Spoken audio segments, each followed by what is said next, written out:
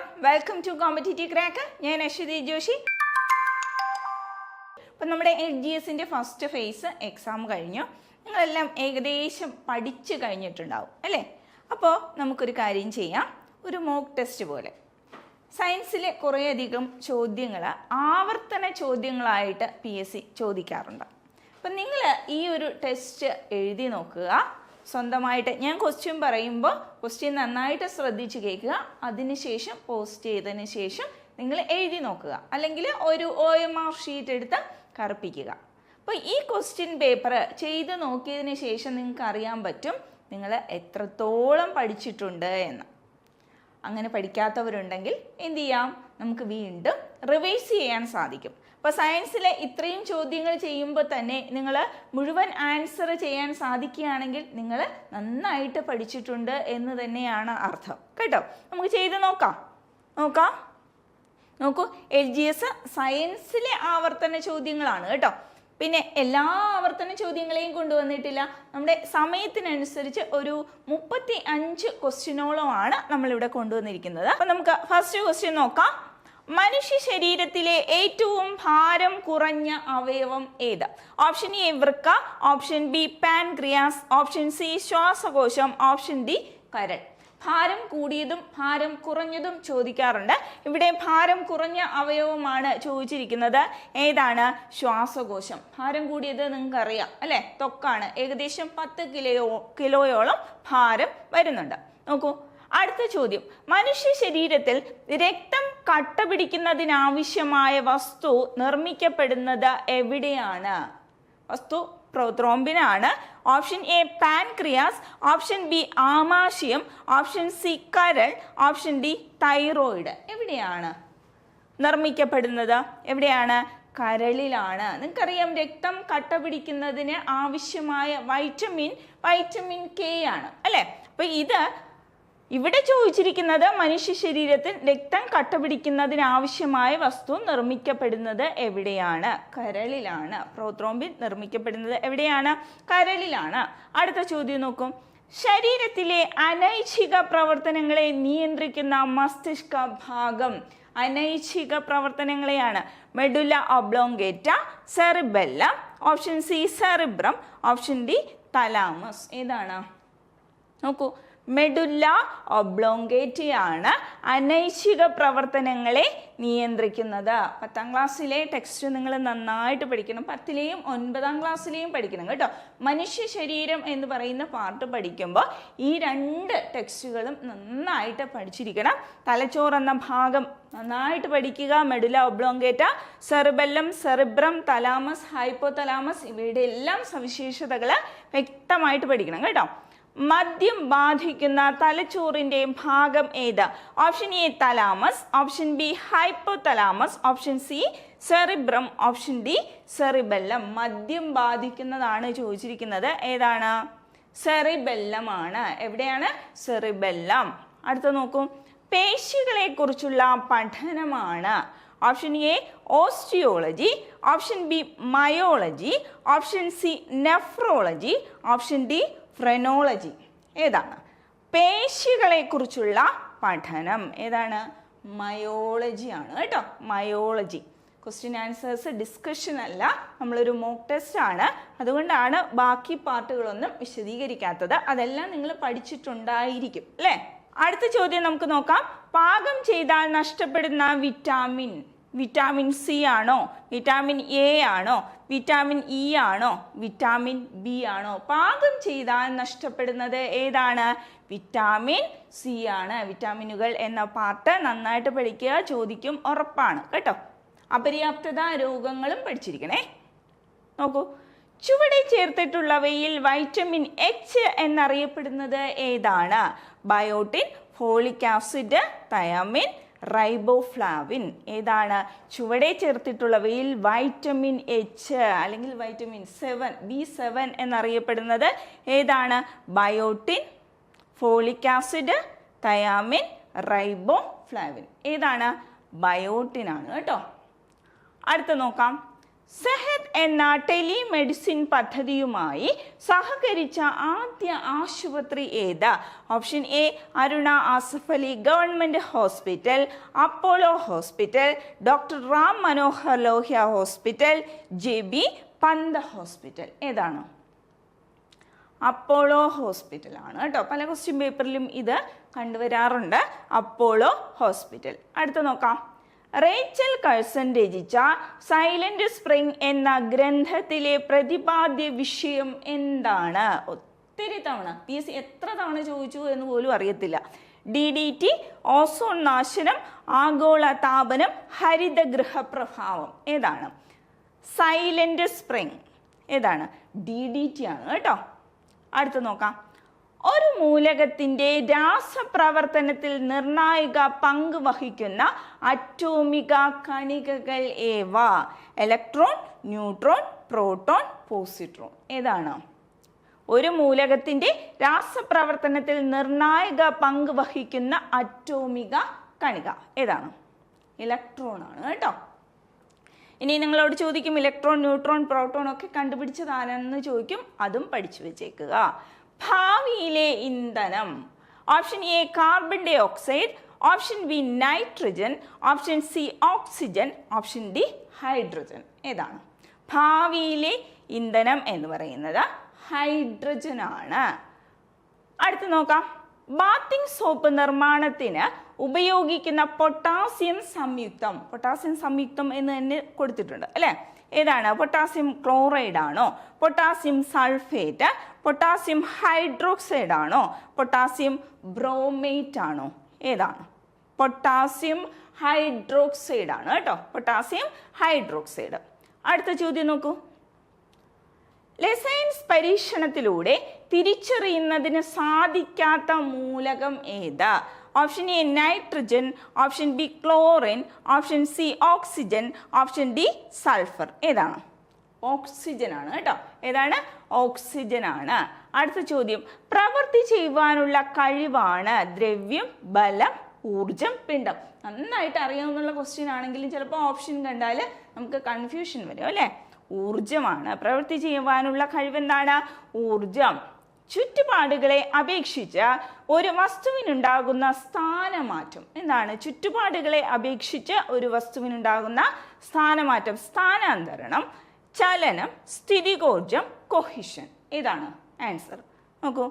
ചലനം. എന്താണ്? ചലനമാണ്. അടുത്ത. ശരീരത്തിൽ ഇരുമ്പിന്റെ ആഗിരണം ഉത്തേജിപ്പിക്കുന്ന വിറ്റാമിൻ ഏത്?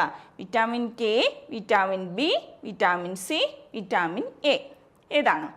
വിറ്റാമിൻ സി ആണ് കേട്ടോ. വിറ്റാമിൻ സിയെ കുറിച്ച് ഒരുപാട് ക്വസ്റ്റ്യൻസ് ചോദിച്ച് കണ്ടുവരാറുണ്ട് കേട്ടോ. അപര്യാപ്തത രോഗവും അറിഞ്ഞിരിക്കുക. രക്തം കട്ടപിടിക്കുന്നതിന് ആവശ്യം വേണ്ട ജീവകം ഏതാണ്? ജീവകം കെ, ജീവകം ഡി, ജീവകം ബി, ജീവകം ഇ. നമ്മൾ ഫസ്റ്റ് ക്വസ്റ്റ്യനിൽ ഇത് പറഞ്ഞിരുന്നു അല്ലേ? ഏതാണ്? ജീവകം കെ ആണ് കേട്ടോ. അടുത്ത. താഴെ പറയുന്നവയിൽ ഏതിൻ്റെ ന്യൂക്ലിയസിലാണ് ന്യൂട്രോൺ ഇല്ലാത്തത്? ഏതിൻ്റെയാണ്? Deuterium, tritium, protium, helium. ഏതിൻ്റെയാണ്? പ്രോട്ടിയം. ഹൈഡ്രജന്റെ ഐസോട്ടോപ്പുകളാണ് പ്രോട്ടിയം, ഡ്യൂട്ടീരിയം, ട്രിഷ്യം ഇവ അല്ലേ? താഴെ പറയുന്നവയിൽ ഏതിൻ്റെ ന്യൂക്ലിയസിലാണ് ന്യൂട്രോൺ ഇല്ലാത്തത്? ഏതിൻ്റെയാണ്? പ്രോട്ടിയത്തിലാണ് കേട്ടോ. അടുത്ത നോക്കൂ. കെ ഷെല്ലിൽ ഉൾക്കൊള്ളാവുന്ന പരമാവധി ഇലക്ട്രോണുകളുടെ എണ്ണം. എപ്പോഴും ചോദിക്കുന്നതാണ് കേട്ടോ. കെ ഷെല്ലിൽ ഉൾക്കൊള്ളാവുന്ന പരമാവധി ഇലക്ട്രോണുകളുടെ എണ്ണം എത്രയാണ്? 2 ആണ് കേട്ടോ. 10ാം ക്ലാസ്സിലെ ഫസ്റ്റ് ചാപ്റ്റർ നോക്കുക കെമിസ്ട്രിയിലെ കേട്ടോ. 2 ആണ്. അടുത്ത ചോദ്യം നോക്കൂ. സോപ്പ് ജലത്തിൽ ലയിക്കുമ്പോൾ ജലത്തിന്റെ പ്രതലബലം എന്ത് സംഭവിക്കുന്നു? കൂടുന്നു, കുറയും, മാറ്റം ഒന്നും സംഭവിക്കുന്നില്ല. ആദ്യം കൂടുകയും പിന്നെ കുറയുകയും ചെയ്യുന്നു. എന്താണ് സംഭവിക്കുന്നത്?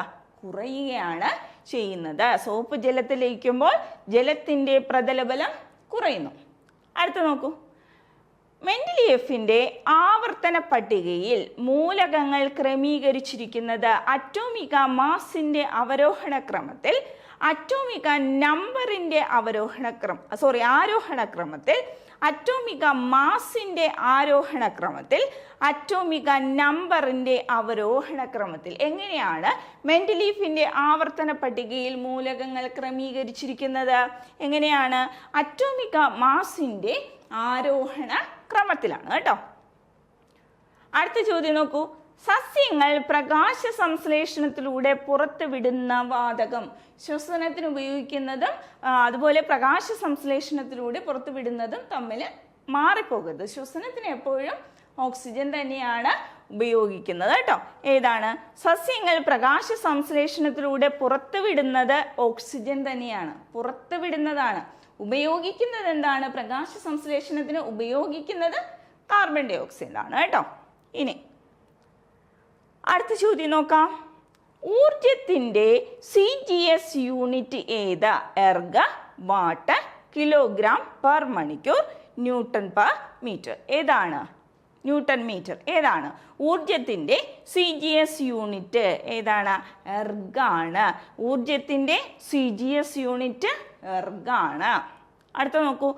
ഉരുളൽ ഘർഷണം നിരങ്ങൽ ഘർഷണത്തെക്കാൾ കുറവായിരിക്കുമോ, കൂടുതലായിരിക്കുമോ, വ്യത്യസ്തമായിരിക്കുമോ?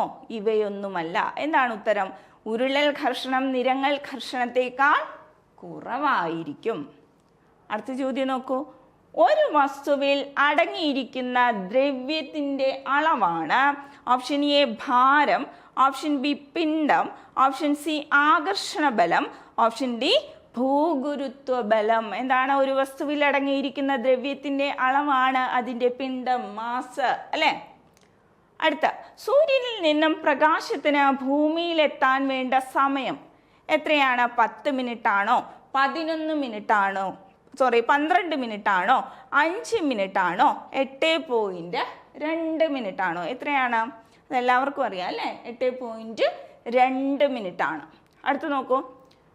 ശ്വാസകോശത്തെ പൊതിഞ്ഞ് സംരക്ഷിക്കുന്ന ആവരണം പെരികാർഡിയം. പെരികാർഡിയം അല്ലെന്ന് നിങ്ങൾക്കറിയാം അല്ലേ? ഹൃദയത്തെ പൊതിഞ്ഞ് സൂക്ഷിക്കുന്നത് അല്ലേ? Pleura, meninges, diaphragm. ഏതാണ്? പ്ലൂറയാണ് കേട്ടോ. ഇത് തമ്മിൽ മാറിപ്പോകരുത്. പെരികാർഡിയവും പ്ലൂറയും തമ്മിൽ മാറിപ്പോകരുത്. ഇത് ഹാർട്ടും ഇത് ശ്വാസകോശവുമാണ് കേട്ടോ. ശ്വാസകോശത്തെ പൊതിഞ്ഞ് സംരക്ഷിക്കുന്ന ആവരണം. മനുഷ്യരുടെ വായിലെ ഉളിപ്പല്ലുകളുടെ എണ്ണം എത്ര? 4, 8, 12, 10. ഇത്രയാണ് ഉളിപ്പല്ലുകളുടെ എണ്ണം. നമ്മൾ 8 ഉളി എന്ന് പഠിച്ചു വെച്ചിട്ടുണ്ട് അല്ലേ?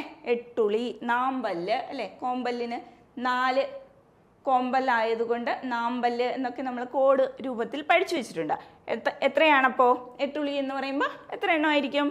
8 എണ്ണമായിരിക്കും കേട്ടോ. അടുത്ത നോക്കൂ. ലോക ഹീമോഫീലിയ ദിനം ഏപ്രിൽ 17, മാർച്ച് 17, മെയ് 17, ജൂൺ 17. ഏതാണ്? ഏപ്രിൽ 17 ആണ് കേട്ടോ. അടുത്ത് നോക്കൂ. ഐച്ഛിക ചലനങ്ങളെ നിയന്ത്രിക്കുന്ന മസ്തിഷ്ക ഭാഗം. നമ്മൾ നേരത്തെ അനൈച്ഛിക ചലനങ്ങളെ നിയന്ത്രിക്കുന്ന മസ്തിഷ്ക ഭാഗം പഠിച്ചിരുന്നു അല്ലേ? Medulla oblongata. അടുത്ത് ഐച്ഛിക ചലനങ്ങളെ നിയന്ത്രിക്കുന്ന മസ്തിഷ്ക ഭാഗം തലാമസ്, സെറിബ്രം, സെറിബെല്ലം, ഹൈപ്പോതലാമസ്. ഏതാണ്? സെറിബ്രമാണ്. അപ്പോൾ ഇത് രണ്ടും തമ്മിൽ മാറിപ്പോരുത് കേട്ടോ. അടുത്ത, കാൽമുട്ടിലെ അസ്ഥിയുടെ പേര് മാക്സില, പാറ്റല്ല, റേഡിയസ്, സ്കാപ്പുല. ഏതാണ്? പാറ്റല്ലയാണ് കേട്ടോ. അടുത്തു, ക്യാരറ്റിൽ ധാരാളമായുള്ള ബീറ്റ കരോട്ടിൻ എവിടെ വെച്ചാണ് വൈറ്റമിൻ എ ആയി മാറുന്നത്? പ്ലീഹ, കരൾ, അന്തസ്രാവി ഗ്രന്ഥി, ചെറുകുടൽ. എവിടെ വെച്ചാണ്? കരളിൽ വെച്ചാണ്. ക്യാരറ്റിൽ ധാരാളമായുള്ള ബീറ്റ കരോട്ടിന എവിടെ വെച്ചാണ് വൈറ്റമിൻ എ ആയി മാറുന്നത്? കരളിൽ വെച്ചാണ്. അടുത്ത ചോദ്യം നോക്കൂ. കേരളത്തെ അംഗപരിമിത സൗഹാർദ്ദ സംസ്ഥാനമാക്കുക എന്ന ലക്ഷ്യത്തോടെ ആരംഭിച്ച പദ്ധതി അനുയാത്ര, ആർദ്രം, സുഹൃതം, താലോലം. ഏതാണ്? അനുയാത്രയാണ്. പദ്ധതികൾ എല്ലാം പഠിച്ചിരിക്കണം കേട്ടോ. ഇത് ആവർത്തിച്ച് വന്നതായതുകൊണ്ട് കൊണ്ടുവന്നു എന്നേ ഉള്ളൂ. എല്ലാം പഠിച്ചിരിക്കണം കേട്ടോ. അടുത്ത, വാഷിംഗ് സോപ്പിൽ ഉപയോഗിച്ചിരിക്കുന്ന രാസസംയുക്തം ഏത്? Potassium hydroxide, potassium chloride, sodium chloride, sodium hydroxide. നേരത്തെ നമ്മൾ ബാത്തിങ് സോപ്പിൽ പഠിച്ചിരുന്നു അല്ലേ, ഇപ്പോൾ വാഷിംഗ് സോപ്പിൽ. അപ്പോൾ ഇത് രണ്ടും തമ്മിൽ തിരിഞ്ഞു പോകരുത്. ഇവിടെ ഏതാണ്? സോഡിയം ഹൈഡ്രോക്സൈഡ് ആണ്. ഏതാണ്? സോഡിയം ഹൈഡ്രോക്സൈഡ് ആണ് വാഷിംഗ് സോപ്പിൽ ഉപയോഗിക്കുന്നത്. അപ്പം നിങ്ങളെല്ലാവരും നന്നായിട്ട് പഠിക്കുന്നുണ്ട് എന്ന് ഞങ്ങൾക്കറിയാം അല്ലേ. ഒരു നല്ലൊരു റിവിഷൻ ആവശ്യമാണ് എന്ന് തോന്നുന്നവർക്ക് തീർച്ചയായിട്ടും ഞങ്ങളോടൊപ്പം ജോയിൻ ചെയ്യാം. 20 ദിവസത്തെ ഒരു ക്രാഷ് കോഴ്സ് നവംബർ 14 സ്റ്റാർട്ട് ചെയ്യുന്നുണ്ട്. നല്ല സിസ്റ്റമാറ്റിക് ആയിട്ട് ടൈം ടേബിൾ ബേസ് ചെയ്താണ് നിങ്ങളെ മുന്നോട്ട് കൊണ്ടുപോകുന്നത്. വലിച്ചുവാരി ഒന്നും പഠിപ്പിക്കുന്നില്ല, എക്സാം ഓറിയൻറ്റഡ് ആയിട്ട് മാത്രമേ പഠിപ്പിക്കുന്നുള്ളൂ. മോക്ക് ടെസ്റ്റുകളൊക്കെ എഴുതി നിങ്ങൾക്ക് പരിശീലിക്കാവുന്നതാണ്. ഇനി നിങ്ങൾക്ക് ഒരു ഫ്രീ മോക്ക് ടെസ്റ്റ് എഴുതാൻ താല്പര്യമുള്ളവരാണെങ്കിൽ താഴെ ലിങ്ക് കൊടുത്തിട്ടുണ്ട്, അതിൽ രജിസ്റ്റർ ചെയ്യാവുന്നതാണ്. കൂടാതെ ലൈവ് ക്ലാസ്സുകളുണ്ട്. നിങ്ങൾക്ക് നിങ്ങളുടെ ഒരു മെൻറ്ററിൻ്റെ സപ്പോർട്ട് കൂടിയിട്ടാണ് നിങ്ങൾ പഠിക്കുന്നത് കേട്ടോ. നിങ്ങൾക്ക് എന്ത് സംശയമുണ്ടെങ്കിലും മെൻറ്ററോട് കമ്മ്യൂണിക്കേറ്റ് ചെയ്യാവുന്നതാണ്. അപ്പോൾ നിങ്ങളുടെ സംശയങ്ങൾ ദൂരീകരിക്കും. പിന്നെ മാത്രമല്ല, നിങ്ങൾക്കൊരു ഫ്രീ ഗ്രൂപ്പ് ഉണ്ട് കേട്ടോ. LGSന് ഒരു ഫ്രീ ഗ്രൂപ്പ് ഉണ്ട്. അതിൽ നമ്മൾ ആവശ്യമുള്ള കണ്ടന്റുകളൊക്കെ കൊടുക്കുന്നുണ്ട്, കോഴ്സുകൾ പ്രൊവൈഡ് ചെയ്യുന്നുണ്ട്. അപ്പോൾ താഴെ അതിൻ്റെയും ലിങ്ക് കൊടുത്തിട്ടുണ്ട്, നിങ്ങൾക്ക് ജോയിൻ ചെയ്യാവുന്നതാണ്. എക്സാം ലാസ്റ്റ് വരെയും നല്ല ആക്റ്റീവായിട്ട് പഠിക്കുക. നല്ലൊരു ഓപ്പർച്യൂണിറ്റിയാണ്, കൈവിട്ട് കളയരുത്. അപ്പോൾ നമുക്ക് അടുത്ത ചോദ്യത്തിലേക്ക് പോവാം. വൈദ്യുത ചാർജുള്ള കണങ്ങളായി ദ്രവ്യം സ്ഥിതി ചെയ്യുന്ന അവസ്ഥ. ദ്രവ്യത്തിന്റെ അവസ്ഥകൾ എപ്പോഴും ചോദിക്കുന്നതാണ് അല്ലേ PSI. നോക്കൂ, ഖരാവസ്ഥ, ദ്രാവകാവസ്ഥ, വാതകാവസ്ഥ, പ്ലാസ്മാവസ്ഥ. ഏതാണ് പ്ലാസ്മാവസ്ഥ. അപ്പൊ ഇത്രയും ക്വസ്റ്റ്യൻസ് ആണ് ഞാൻ ഇവിടെ പറഞ്ഞത്. ഏകദേശം 35ഓളം ക്വസ്റ്റ്യൻസ് ഉണ്ട്. നിങ്ങൾക്ക് എത്ര ക്വസ്റ്റ്യൻസിന് നിങ്ങൾക്ക് ആൻസർ എഴുതാൻ സാധിച്ചു? നിങ്ങൾക്ക് എത്ര മാർക്ക് കിട്ടി? നിങ്ങൾ സ്വയം വിലയിരുത്തുക. സ്വയം വിലയിരുത്തിയാൽ മാത്രമേ നിങ്ങൾക്ക് മുന്നോട്ട് പോകാൻ സാധിക്കുകയുള്ളൂ, എക്സാം ക്രാക്ക് ചെയ്യാൻ സാധിക്കുകയുള്ളൂ. ഏത് ഭാഗത്താണ് നിങ്ങൾ പഠിക്കാത്തത് ആ ഭാഗം പഠിച്ച് ഉറപ്പിക്കാൻ സാധിക്കും. ഇനി നിങ്ങൾക്ക് നല്ലൊരു റിവിഷനാണ് ആവശ്യമെങ്കിൽ തീർച്ചയായിട്ടും നമ്മുടെ 20 ദിവസത്തെ ക്രാഷ് കോഴ്സിൽ ജോയിൻ ചെയ്യാവുന്നതാണ്. ഇനി ഫ്രീ ക്ലാസ്സുകളാണ് വേണ്ടതെങ്കിൽ നമ്മൾ താഴെ ലിങ്ക് കൊടുത്തിട്ടുണ്ട് കേട്ടോ, അതിൽ രജിസ്റ്റർ ചെയ്യാം. പിന്നെ ടെലിഗ്രാം ഗ്രൂപ്പ് ഉണ്ട്, അതിൽ ജോയിൻ ചെയ്യാവുന്നതാണ്. വാട്സപ്പ് ഗ്രൂപ്പും ഉണ്ട് കേട്ടോ. ടെലിഗ്രാം ഗ്രൂപ്പിൽ നമ്മുടെ കറണ്ട് അഫയേഴ്സ് എല്ലാ ദിവസവും കൊടുക്കുന്നുണ്ട്, ജോയിൻ ചെയ്യാം. അതുപോലെ LGSൻ്റെ ഫ്രീ വാട്സപ്പ് ഗ്രൂപ്പും ഉണ്ട്, അതിലും ജോയിൻ ചെയ്യാം. അപ്പോൾ ഇതുപോലുള്ള ക്ലാസ്സുകളുമായിട്ട് വീണ്ടും കാണാം. താങ്ക്